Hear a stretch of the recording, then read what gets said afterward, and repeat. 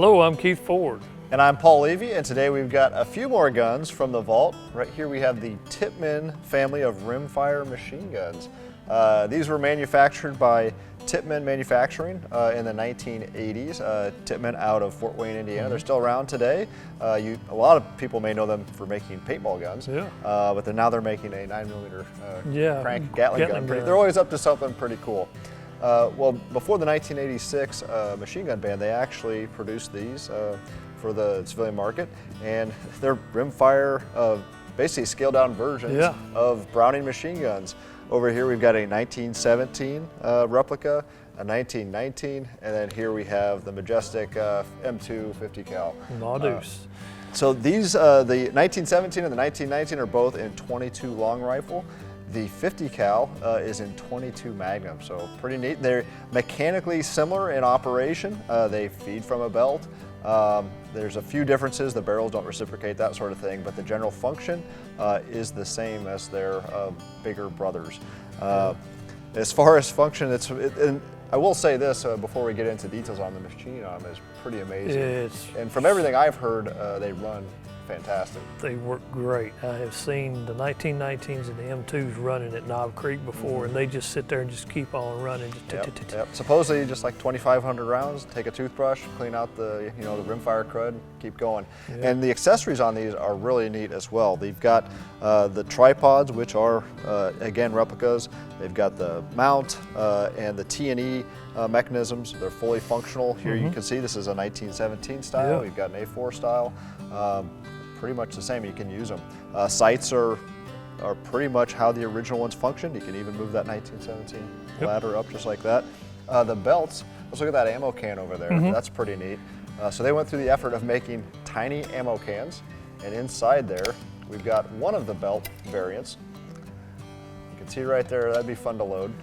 And they came in a few different styles. You could purchase them in 100 round, 250, 500 round. Basically, you tell Tippmann what length you want, and they give it to you. Supposedly, they have one belt that's 93 feet long. It has like 3,000 rounds. I'd love to see that thing go. That would be wild. So the accessories, again, on their own are pretty neat. We'll go through the mechanism on some of these. Right here we have the 1917 water-cooled. And you open it up just like a standard 1919. Here you can see the feed paw mechanism. It functions just like a 1917. It's got the upper and the lower. And then down below, I'll hold that open. You can see the bolt is going to reciprocate just like a 1917. You've got the extractor right here on the top, which will go up and down. And then you got the feed path right there. One big difference, at least that I noticed, is they all have a safety. And I'm guessing, let's see. That lined up with the track.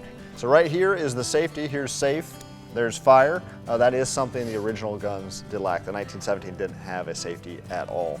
Keith, what were the production numbers on these guys? On these, the Deuce, I believe, was around 42 to 44 of these. The 1919s, 1917s, somewhere around 125. So there's not a whole lot of these that were out there. Not too many floating around. And there are some semi-auto variants of these guns out there as well. There's one right now at Rock Island.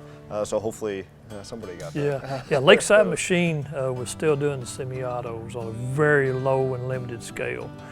But for fun factor, I mean, full auto, 22 belt fed, there's nothing any better. What's the rate of fire on these guys? I am not for sure right off the top of my head. It's pretty cool setups, and I can't imagine just sitting there with a long belt chewing up the berm. It'd be fun. Just fun, but the work that went into these, I mean, yeah, you can make a copy of a 1919 or 1917, but the intricate details that are in these things is just mind-blowing. And the work that they put into them, I mean, even casting marks on the grip right here. Yeah, you can see here they did cast a fair amount of parts. Not everything was machined. A majority was, but you can see here the jacket on the 50, this portion of the tripod or cast, as well as some other components. And it just, the colors of them, I mean, it looks like the green on the 1919, the bluing on the 1917, the M2, just the wood, the spade grips, the charging handle, even the little rivets. It's just, it's cool. It's pretty neat. It's amazing they didn't cost more. Yeah. So that's the Tippmann family of rimfire machine guns. Thank you to Rock Island Auction for letting us take a peek at these. And we'll see you next time when we grab another gun from the vault.